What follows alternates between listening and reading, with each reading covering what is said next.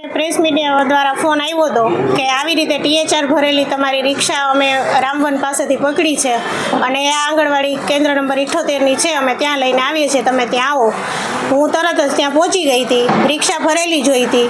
રિક્ષામાં જે માલ છે એ ચાલુ મહિનાનો સ્ટોક હતો, જે મેં મારા સોફ્ટવેર ઉપરથી ખરાઈ કરેલ હતી કે એ જ દિવસે એમને મળેલો હતો અને પૂરી બેગ એમાં ભરેલી હતી. રિક્ષાવાળાને પૂછતા અને એનું મેં પણ જાતે રેકોર્ડિંગ કરતા રિક્ષાવાળા એવું કીધું કે આ કેન્દ્રમાંથી જ મેં માલ ભર્યો છે. અને મને ફોન આવ્યો હતો કે તમારે ભાડું મને રૂબરૂ બોલાવવામાં આવ્યા હતા કે તમારે ભાડું જોઈ છે. મેં એમ કીધું કે હા, એટલે મને અહીંયા મોકલવામાં આવ્યો હતો અને અહીંથી મેં માલ ભર્યો હતો અને મારે રામવન પાસે પહોંચાડવાનો હતો. માલ ભર્યો ત્યારે કોણ હતો આંગણવાડી? માલ ભર્યો ત્યારે એ રિક્ષાવાળા ભાઈ એવું કીધું કે 2 બહેનો હાજર હતા.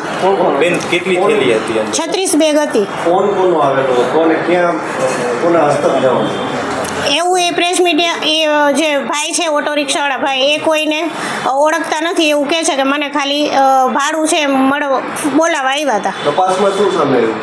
તપાસમાં અત્યારે તો મારી જે 36 બેગ છે એ એમ છે. આંગણવાડી કાર્યકરને ત્યાં રૂબરૂ હાજર કર્યા હતા તો એને એવું કીધું કે હું આજ રોજ કેન્દ્ર ઉપર હાજર નહોતી. અને સુપરવાઇઝર પર એની પુષ્ટિ આપી છે કે મારી રજા લઈ અને આરોગ્ય કેન્દ્રમાં ગયા હતા અને આંગણવાડી કાર્યકરે ખુદ મને લેખિતમાં એવું આપેલું છે કે મારા હેલ્પર દ્વારા આ માલ રિક્ષામાં ભરાવેલો છે. હવે 25/11ના GR મુજબ સરકારે જે નિયમો ટાંક્યા છે એ અનુસાર હું મારા આગળની કાર્યવાહી કરીશ અને આ અંગે મેં મારા પ્રોગ્રામ ઓફિસરને પણ જાણ કરી આપેલ છે. આખી વાત કરો કે આખી હકીકત શું છે? માલ ત્યાંથી બારોબાર વેચાતો હતો, ક્યાંથી પકડવામાં આવ્યો, પહેલેથી આખી વાત ક્યાં લઈ જવામાં આવતો હતો? કેમ કે એ લોકો એવું કહે છે બેન કે એવું કઈ બન્યું જ નથી. એ લોકોને જે આંગણવાડીના જે બહેનો છે એવું કહે છે કે આવું કઈ બન્યું જ નથી, માલ અહીંયા પડ્યો છે. એટલે શું આખી હકીકત હતી એ કહો. રિક્ષામાં જ માલ હતો અને મેં જ માલ ઉતરાવ્યો છે. ક્યાં લઈ જતા હતા બેન? રામવન પાસે રાધેકૃષ્ણ સોસાયટીમાં લઈ જતા હતા એવું રિક્ષાવાળા ભાઈએ જણાવેલ છે. ઘરે લઈ જતા હતા એવું ઘર ને એડ્રેસ એ ભાઈએ પાકું આપેલું નથી હજી. એનાની જવાબદારી કેના ઉપર આવે? આજે અનાજ છે તેને સાચવવાની આંગણવાડીમાં અત્યારે તો વર્કર અને હેલ્પર બંનેની જવાબદારી આવે. શું કાર્યવાહી થઈ શકે? હવે 25/11ના GR મુજબ જીઆરમાં શું છે? બોલવા તો દે. જીઆરમાં શું છે? GR મુજબ જો કોઈ આ રીતે સ્ટોકની ગેરરીતિ આચરે તો આપણે એને દંડનીય કાર્યવાહીના ભાગરૂપે ફરજ મુક્ત કરવામાં આવે. ખબર પડી કે આ માલ બારોબાર વેચાવાનો છે કે તમે પત્રકારે જ માહિતી આપેલી હતી. બેન તમારે કઈ નજમાબેન સાથે વાત થઈ? ટેલિફોનિક કઈ વાત? ના, ટેલિફોનિક નજમાબેન સાથે આજે સવારે વાત થઈ છે. શું વાત થઈ? બરોબર. એ એવું કહે છે કે બેન તમે તો મને કે આમાં કે શું કરવાનું છે. મેં કીધું બેન આમાં જે આગળની કાર્યવાહી હશે એ થશે. પોલીસ ફરિયાદ નોંધાવે? કારણ કે આ તો સરકારી અનાજ બારોબાર વેચવાની વાત છે.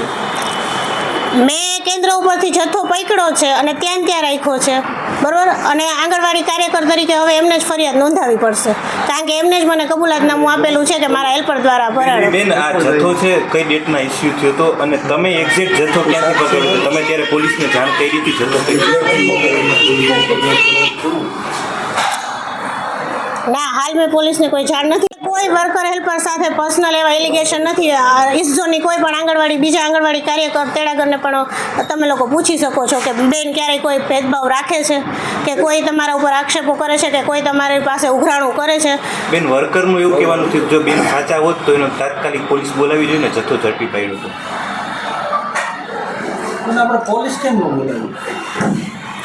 મેં મારા ઉપલા અધિકારીને પણ જાણ કરી હતી અધિકારીનો વાત છે એ ન બોલાવી અને મેં એમને પણ કીધું હતું કે અહીંયા આવો.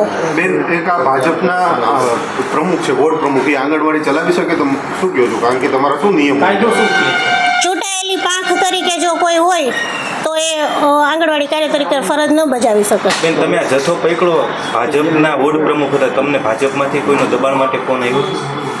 હું જ્યારે ત્યાં હતી ત્યારે એ નજમાબેનના ફોનમાંથી આંગણવાડી કાર્યકરના ફોનમાંથી કોઈકનો ફોન હતો મને.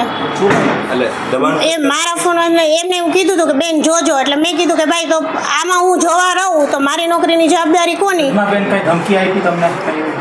હા, એને ત્યાં અત્યારે તો કઈ ધમકી નથી આપી પણ ત્યારે મને ફોન ઉપર વાત કરાવી હતી. રાજકીય દબાણ એ સિવાય મારી ઉપર કોઈના ફોન નથી આવ્યા. શું વાત થઈ હતી? તમને શું એવી બધી કઈ ખાસ વાત નથી થઈ. ઓકે.